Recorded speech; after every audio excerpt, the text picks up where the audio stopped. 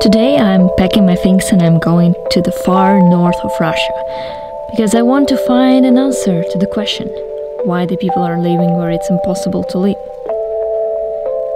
Cold, dark, industrial. Hearing these descriptions, you imagine a city at the end of the world where only the most desperate people live and the craziest travelers get to. What has sent me to the largest northern city in the world? As I was riding the train along the snow-covered highways of the city plunged into the night, I had no idea what to expect, but there were many discoveries ahead of me. So, why do people prefer this cold, dark, and maybe not so beautiful cities to sunny Murmansk? Are they crazy romantics in love with Russian North, or what? In this video we are trying to answer this question. So to see the North, you first have to get to the biggest northern city in the world, Murmansk. Literally the city at the edge of the world. It consists of three main things: port, hills, and snow. So first you have to survive the weather. Murmansk, why are you so cold? Second pair of socks. Fourth layer, the coat. And finally, one more coat. And after you understand that there is no way back, it's time to explore the city.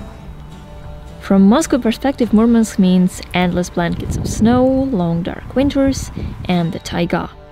By telling long dark winters, I mean endless polar nights when the sun does not appear at all in the morning and the first dawn comes in 40 days. So winter in this region lasts for around 8 months, and the coldest temperatures registered in Murmansk were minus 39 degrees. Imagine that.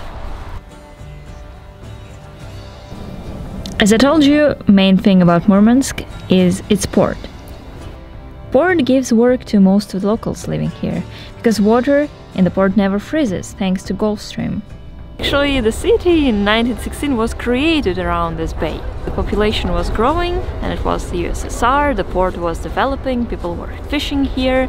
From here the route all the way to Kamchatka was created with the icebreakers that were helping the boats to go through the ice. And one of these icebreakers is just behind me. It's actually the first ever created atomic icebreaker in the world. But I was a bit disappointed. Now the port is mainly used for exporting coal rather than for fishing.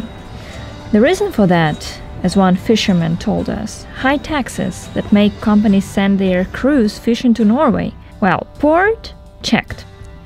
Answers still not found. Maybe it's time to look at the very important part of the puzzle, local housing. And it's not the simple one. It's one of the 10 longest buildings in the world. How the hell do people get to their homes? Can you explain? So by the 70s, the city developed so fast that there was no space left in the city center for the construction of these panel blocks. And they moved the districts outside of the former center.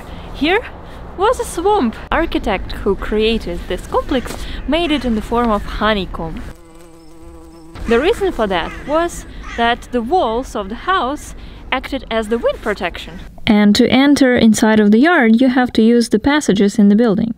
Then it was time to leave the city and step into wild nature that seems to be in huge power over humans in this region.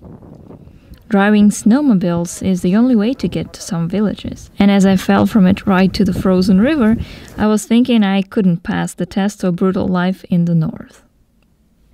And the more I got to know the Arctic, the more I realized that life here is a personal challenge.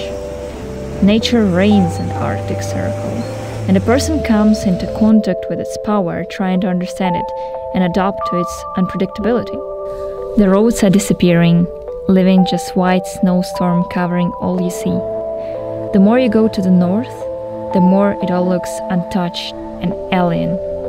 Snowdrifts are cleaned by the tireless tractor drivers and the fearless hunters for the northern lights, lovers of the hostile nature and endless expanses, rush along the few roads of the Arctic.